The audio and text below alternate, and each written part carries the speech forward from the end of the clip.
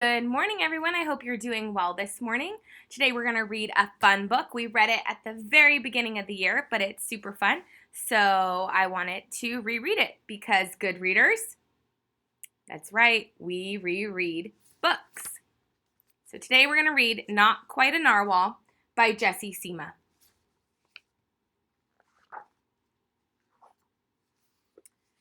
Kelp was born deep in the ocean.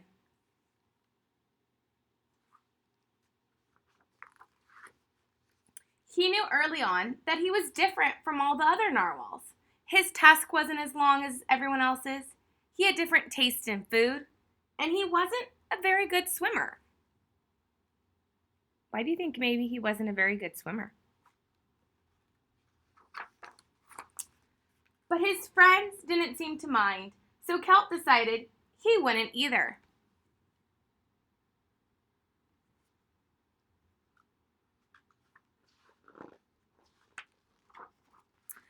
That is, until he was swept away by a strong current. There he goes.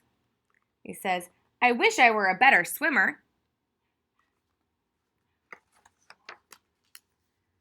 Kelp found himself at the surface closer to land than he'd ever been before. High up on a cliff, he spotted a mysterious, sparkling creature. It looked so familiar. It looked like... what did it look like? It looked like kelp. Kelp swam toward land as fast as he could, which wasn't very fast, hoping that he could catch up with the creature that looked just like him. When he finally reached the shore, Kelp felt a little bit anxious. He had never left the ocean. He was nervous about walking for the first time, but the land creatures made it look so easy.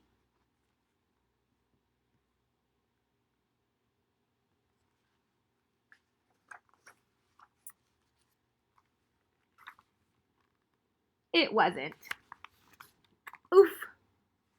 Ow. So what is he trying to walk like?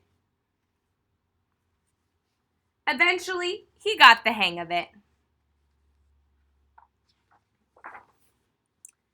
Everything on land was strange and beautiful, but also kind of scary. Kelp began to think he might never find the creature that looked just like him. But as he stumbled out of the forest, what do you think he found? Land narwhals, he exclaimed. Actually, we're unicorns, and by the looks of it, so are you.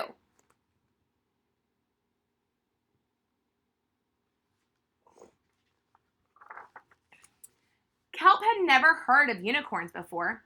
They taught him all sorts of new things about his tusk. They introduced him to unicorn delicacies, and they showed him how to gallop. There was no doubt that Kelp was in fact a unicorn. He was having so much fun that he didn't want to leave. We call them horns. Wow.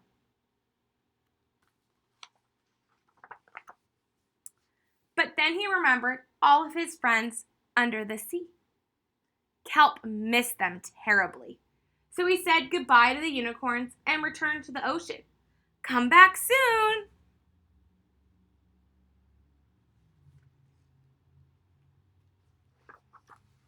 Kelp swam toward home as fast as he could, which wasn't very fast at all, hoping that the narwhals would still like him now that he was a unicorn. When he finally arrived, Kelp had butterflies in his stomach.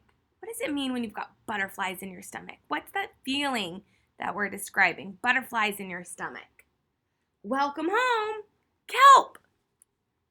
Do you think the narwhals were excited to see him?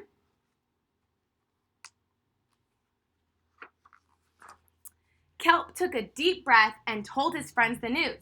It turns out I'm not a narwhal. Of course you aren't. I'm a unicorn. We all knew that. They took it quite well.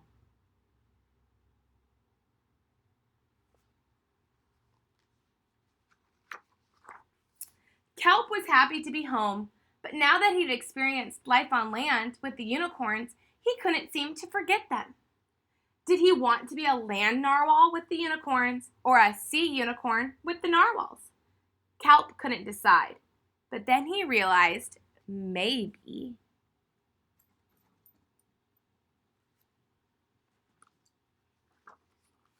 Just maybe.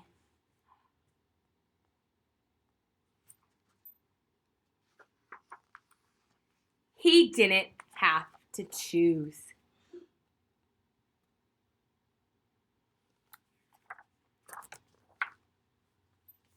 The end. Oh, look, it says, I'm a unicorn. What is that animal? Go ahead and retell this story with someone that listened with you or to someone who didn't. You can tell it to them like they're hearing it for the very first time. Remember, character, setting, what happened in the beginning, middle, and end. Hope you guys have a great day.